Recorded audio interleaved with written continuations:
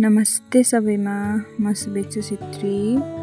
सिलिगुडीबाट लगभग 3 घण्टाको दूरीमा, मालबजार डुवर्सबाट लगभग 1 घण्टाको दूरीमा, कालिम्पोङ जिल्ला अन्तर्गत जहाँ यसै ठाउँको दादाले बनाउनु भएको भान्सिनी होमस्टे अप्पर कुमाईमा अवस्थित छ। मलाई धेरै मन पर्यो। चारैतिर हरियाली डाँडाकाँडा भएकोले यहाँबाट सूर्य उदय साथै सूर्य अस्तय पनि देख्ने रहेछ। अनि त भुटान पनि नजिकै देखिँदो रहेछ। यहाँबाट धेरै राम्रो मनोहर दृश्यहरू पनि देखिँदो रहेछ।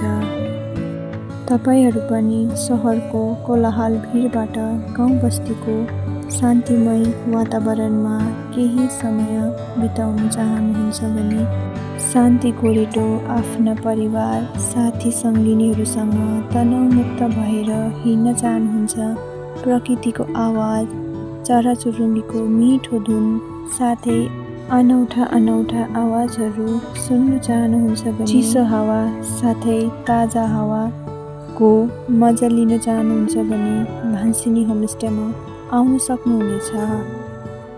चिसो ताजा हावा, चारैतिर वनजङ्गलले घेरिएको, वरिपरि हरियाली, प्राकृतिक सुन्दरताले भरिएको हाम्रो कुमाई। यहाँको स्थानीय परम्परा, स्थानीय खानपान, अर्ग्यानिक टी अनि यहाँको सरलताले भरिएको मानिसको जीवन तपाईहरूलाई तनावमुक्त साथै शान्तको आभास गराउनेछ। यस गाउँमा लोकल मौरीको मह, पुत्काको मह, गाईको दुध, प्रचुर मात्रामा हरियो सागसब्जीहरू पाउन सक्नुहुनेछ। साथै पर्यटकहरूले यहाँ आएर बनफायर गर्न सक्नुहुनेछ।